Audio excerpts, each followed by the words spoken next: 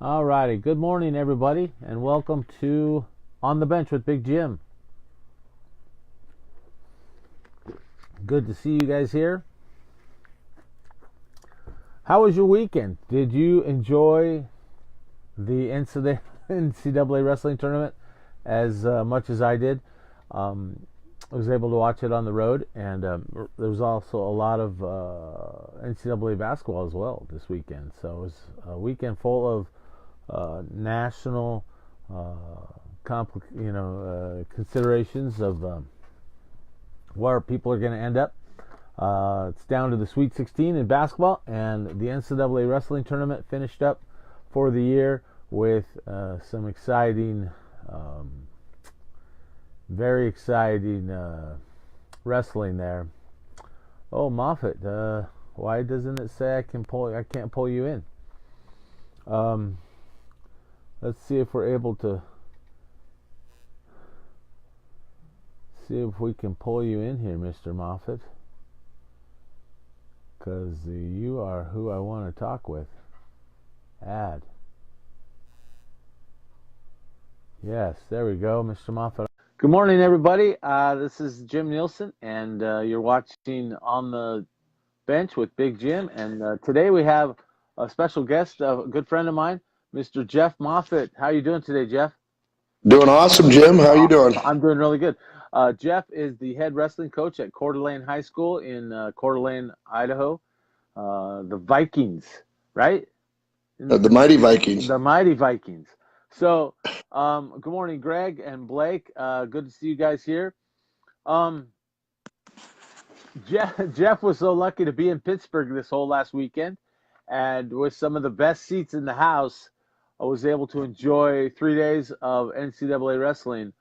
So, first off, you live in Coeur d'Alene, one of the most beautiful places in the world, if you ask me. And knowing you, that I know of you, you love to hunt and fish, and you enjoy the outdoors.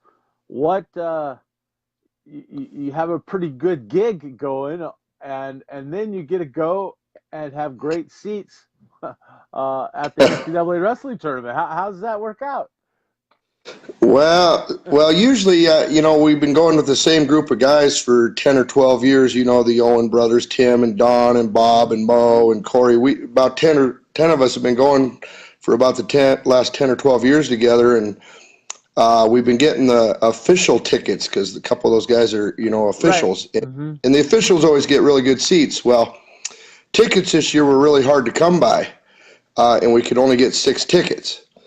It just so happens that Kevin Roberts, my brother-in-law, started working for Resolite Mats, and he had the tickets. And we didn't know how good they were until we got them the week of Pittsburgh, and we figured out they were front and center. And actually, the owners of Resolite, himself and his wife were sitting right behind us, so it was kind of a real cool thing. They gave me a Resolite sweatshirt and had us in the big Resolite picture. So, yeah, it was worked out to be just awesome seats. I mean, you couldn't get better seats. The pictures that you shared on your Facebook page just showed. I mean, you could reach out and touch the mat. It was just crazy how close. Oh yeah, I mean, it's so much. People don't get it when you're sitting up midway. They're still good seats, but when you're right on the rail and you can hear what the coaches are saying and the athletes are right close to you, it's just a whole different experience. It's awesome. I mean, it's just so incredible. That's awesome. I'm glad you were able to experience that. You're a good guy, and you've worked hard, and you've helped a lot of kids. Why not you? Right? Yeah, right. Plain living, man. So, tell us how. First off, I haven't talked to you. How did your wrestling season end up going for you guys?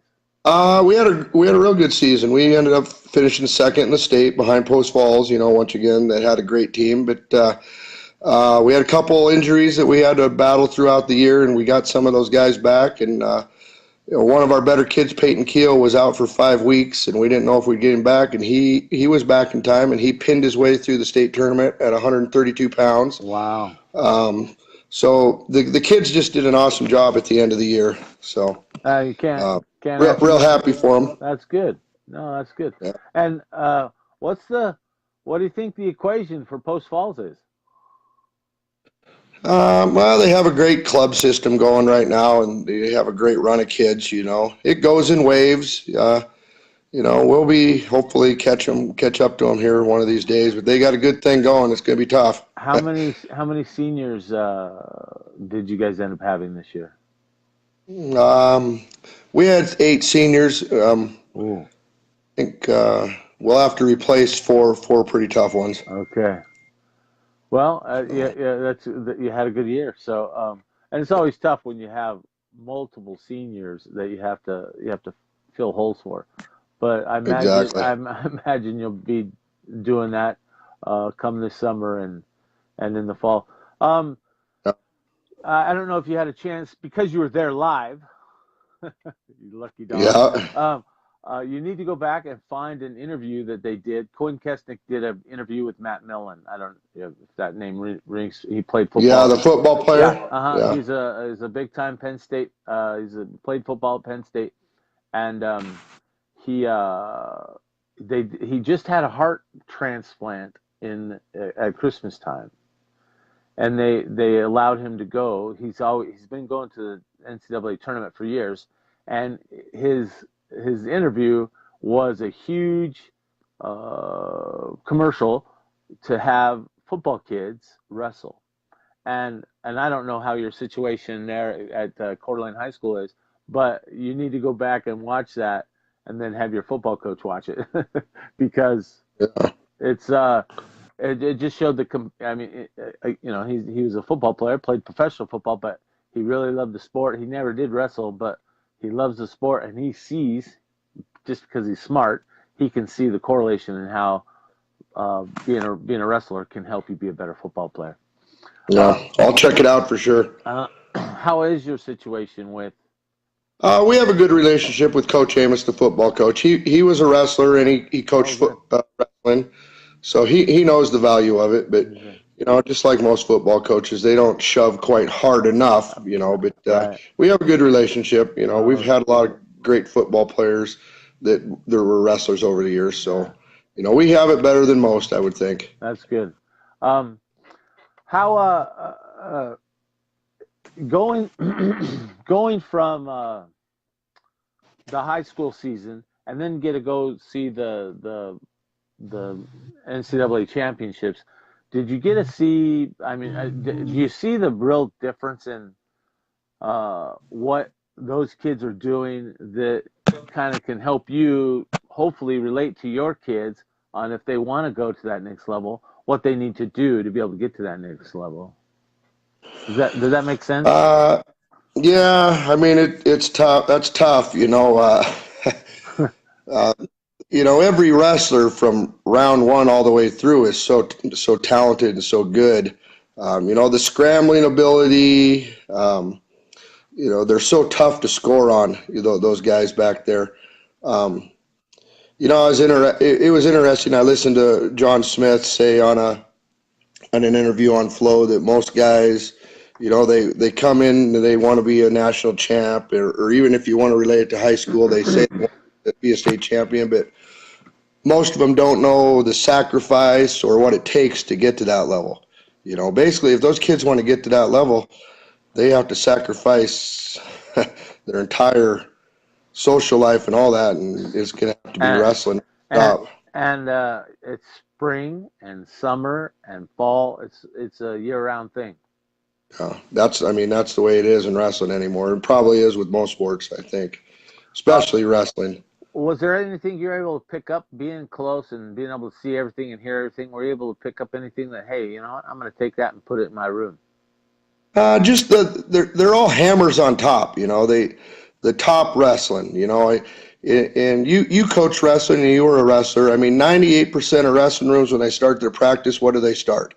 Double, single, high crotches, everything's leg attacks. Yeah. And I think we miss the being hammers on top, the tilts, the claw rides. You just watch those kids from back east and they're just hammers on top, And I've kind of changed my mindset to where we try to be hammers on top a little more and spend more time at it. And that's a great point. Looking at just to comment on what you just mentioned, during the telecast, they talked about how there were 53 wrestlers from the state of Pennsylvania that had qualified. I don't know how many Idaho had, but I do know that Washington had 4. Do you know how many qualifiers? Idaho had one. Idaho had one. And how did he end up doing? I think he lost in the round of 12. I think he lost in the blood round or one round before that. It was Demetrius Romero from Utah Valley. No, he did great. He lost his first match, which was a surprise, and then he came back with several. So that's right. Demetrius wrestled for Kevin Wood. I totally forgot about him. Yep. No, Mountain View High School. Yeah, he was really close. He wrestled for UVU now. And that brings up the sore point of Idaho losing its only Division I program just a year ago. Yeah. How I mean, I know that doesn't sit well with any high school coach there in Idaho, but what can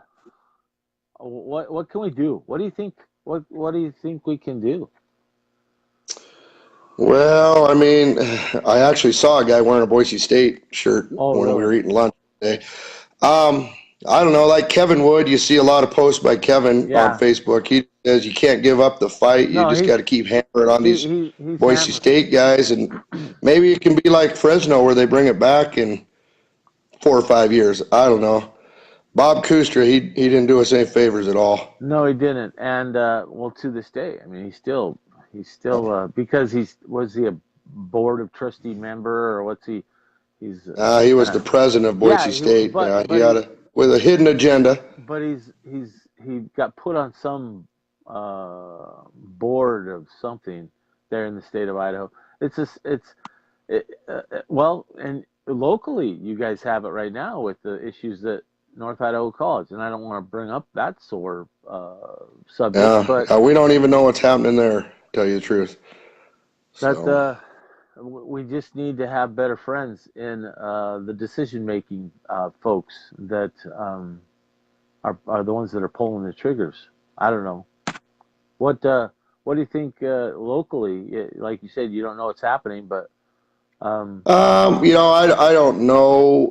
I just hear what everyone else is hearing, that they closed the job last week. I know there's several very good applicants.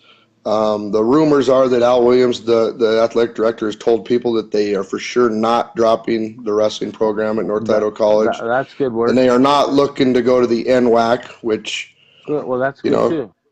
You can only take that with a grain of salt when you listen to administrators, especially, So we got to be careful and make sure we're on top of this and hammer on it before it gets to the Boise State stage, That's before right. it's too late. Yeah. Well, I think the product that's coming out are good quality kids. You guys are able to kids have been going on to other colleges and continuing their wrestling program, their wrestling careers, even after the 2 years that they spend at NIC. Do you have any kids from your program? Because I'm friends with him on Facebook, Jesse Nielsen. He was a product of yours that went on and wrestled and continued to wrestle. Do you have any others? Dylan Lockwood, a kid that we had wrestled, it was a starter for him at 141 pounds. Unfortunately, he tore the ligaments in his knee a couple weeks before the regional tournament, so he didn't get to finish the season. But and then they had another local guy, not Coeur d'Alene, but they had Bryce Parsons from Lewiston. They had a couple other Idaho kids, so they had several Idaho kids. We had 2 Moses Lake kids on the team this year. Yep, Nick Hara and Cooper McCullough were North Idaho wrestlers. So it's close to home, with these kids want to continue. These kids want to continue their wrestling career, and Cooper's going to go on. I don't know what Nick's going to end up doing, but we're sure hoping that the NIC can continue to have their program and continue to put out a good product. Not only are they good wrestlers, but they end up being good kids. So that's important. So let's go. I want to go back. you were able to probably see a lot of old friends back at. They have functions after functions after functions, people getting back together, old friends, and different clinics they do. Dan Russell was able to award the checks from the World Championships of last year to our world champions. Tell us a little more about the experience of the NCAA championships this year in Pittsburgh. Last year it was in Cleveland. Next year it's in Minneapolis. Is that right? Yep, correct. In Minneapolis. They have Fan Fest, like you mentioned, big places you can go to. You can watch our Olympians work out 2 or 3 times while they're back there. Coach Zadok will run them through workouts. They have the national coaches get together where they'll bring in a coach and they'll speak of issues on high school wrestling. So there's opportunities to educate yourself, but there's also opportunities to meet new people. You meet all sorts of new people. Just lots and lots of high school wrestling coaches. A guy we were sitting back was actually an Olympian. I can't remember the exact year. So you just meet these older people that, you think they're just average people. And then you start talking to them and you find out he was on our Olympic team and things like that. And the Resolite people were great people. You see all sorts of different people, and I like the culture of the different cities that you go to. First time in Pittsburgh, so kind of see different how people live differently and things like that. So because it's the fact that they are able to move it around. You do get to see a little bit of different culture, and one of the things that you see a lot on wrestling message boards is the difference in the wrestling, the difference in the officiating from the east to the west, and you think, hey, it's the same sport. How can it be different? But there is a difference, isn't there?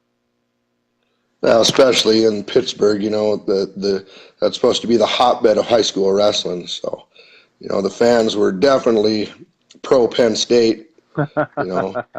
Oh yeah, you gotta figure. That's one of the things that they had mentioned was not only was there 53 qualifiers for the NCAA tournament. They mentioned that there's 12 Division I programs in the state of Pennsylvania, and when you have that kind of college support, it will I think it will bleed down into the high school because there's so many colleges. They have to kids see that opportunity and they really get serious about it. Do you think that might have something to do with why there were so many that qualified from the state of Pennsylvania? Oh, yeah, absolutely. It can't hurt. I mean, if you look around our region, right now the only opportunity we have is North Idaho College and Eastern Oregon and Clackamas have something, but they're very limited. Right. And the chances of a kid wrestling Division I even now are limited. From our area, we get maybe one a year or one every other year. Yeah, I mean, when you have that many colleges in your own state, kids see that they have a chance to move on for sure. That's why Pennsylvania, and then New Jersey had a lot of kids in the tournament and in the finals. So and that's not real far from Pennsylvania. Right. So. But the next, and this is something that they mentioned on the telecast, was the next state was New Jersey and Illinois each had 26, it was less than half of what Pennsylvania had, and then it went down drastically, 20, and then most of Washington we only had 4, Idaho had 1. It's just, but Washington doesn't have a D1 program. Idaho no longer has a D1 program, and so it's kind of hard to compete with those kind of numbers. Absolutely. What's your big takeaway from the finals? obviously on the telecast, the Dalton Fix Soriano final, there was a lot of controversy in the fact that Fix was said to have been attacking the eyes, and then Soriano, they said that he had grabbed the headgear. Were you guys able to hear, or you guys weren't able to see any of that? You didn't get to see the replays, did you? We didn't see the replays, and we didn't see any headgear grab. Suriano is always on borderline with hands to the face, which Right. I don't really like that rule, anyways. But yeah, without replay, we couldn't tell. I did ask my brother and guys that were watching it if he grabbed the headgear, and they said they didn't see any headgear grab. I don't know. Oklahoma State corner was pretty hot. John Smith was hot, saying they grabbed. So I don't know. I mean, I'm right there next to the mat, and I can't see it, but that's quick action. Right. But, and you guys don't have the benefit of seeing the replay that they show on TV, but they had slowed it down, and he had caught it with his offhand when he was cutting the corner. But Soriano's always attacking, and so those things are gonna inadvertently, take place. But what a great set of finals. Did you have any disappointments? No, I mean, all the matches were great, and sometimes in the finals the guys shut her down a little bit, but these guys didn't shut it down at all. One of my favorites was Mekhi Lewis from Virginia Tech. What a great, just an awesome wrestler, and we watched him wrestle Marinelli right in front of us. Earlier in the quarterfinals. I mean, just the guy is just amazing. Well, he beat 1 and 3 and 4, right? Isn't that what? Yeah, he was the 8th seed, I think. Yeah. I believe it was the 8 or 9 seed. But he was world champ, junior world champ. Oh yeah. So yeah, he turned out to be one of my favorites. And then another low seed, 8 or 9 seed, a kid that I loved was a kid from Oklahoma called Dom Demas. Oh yeah. He ended up being 4th.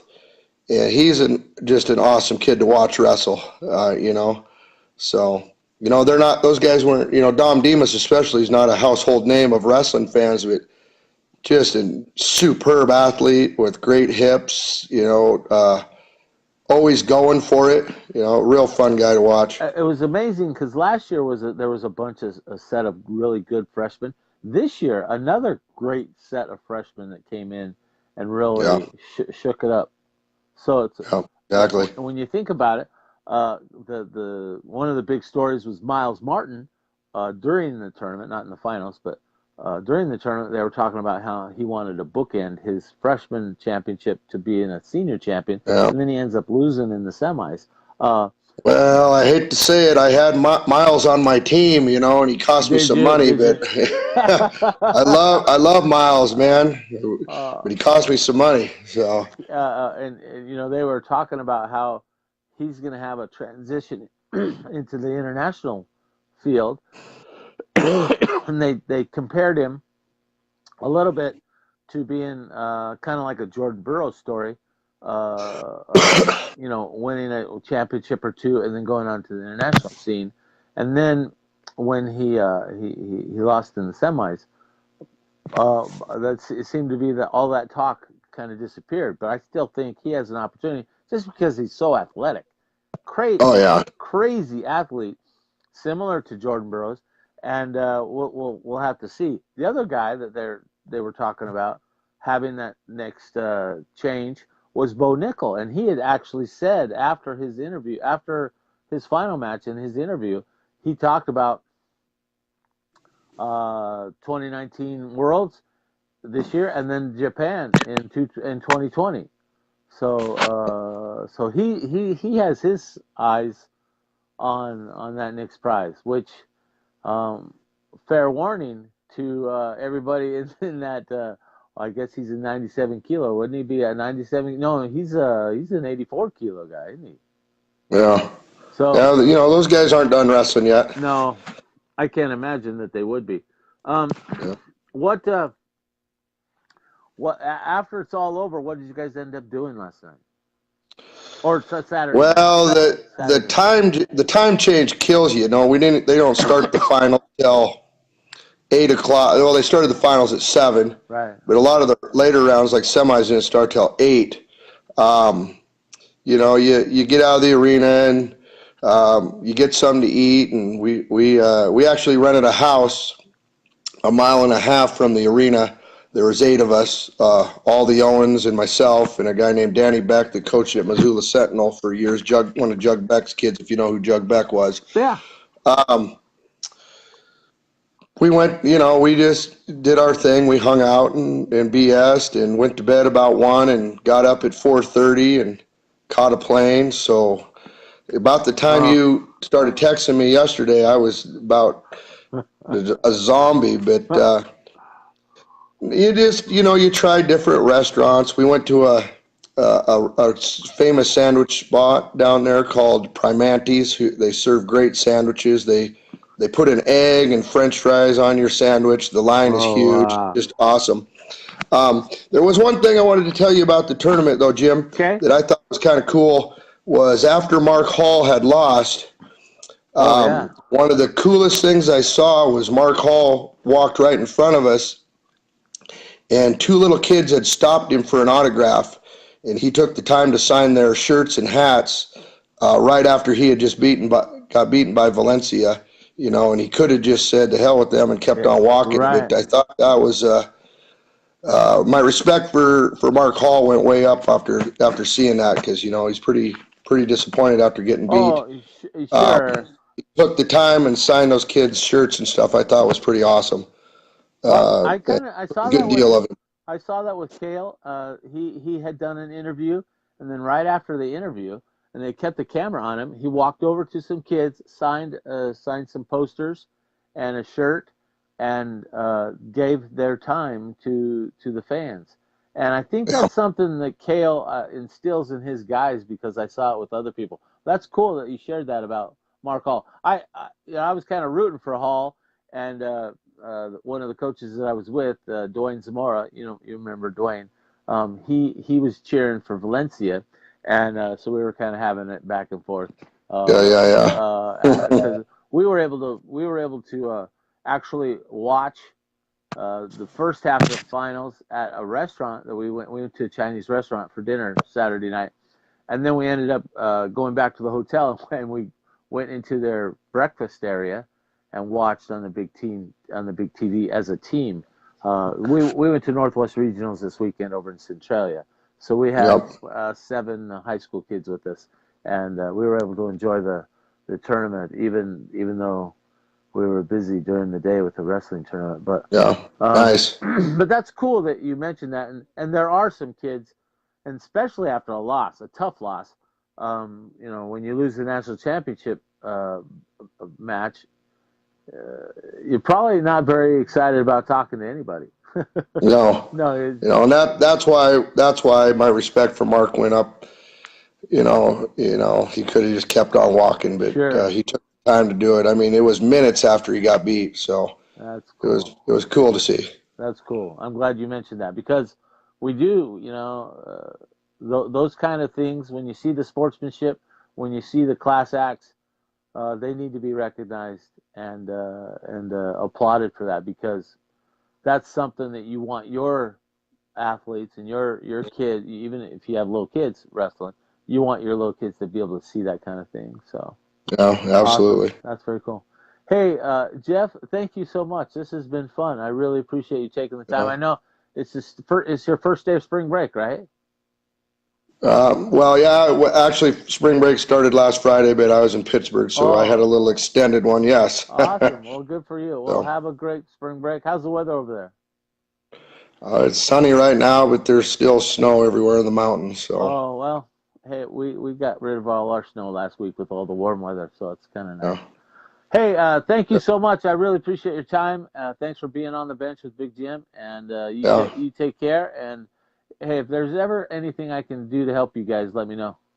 Yeah, well, it was nice seeing you and talking with you. Had a great time. Awesome. So. Thanks, Jeff. Okay, Jim. Thank you. Take care. Yep. Bye. Bye.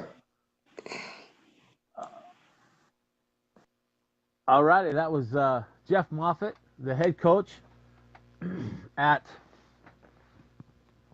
Coeur d'Alene High School. He was able to share with us a great, what a great story to be able to go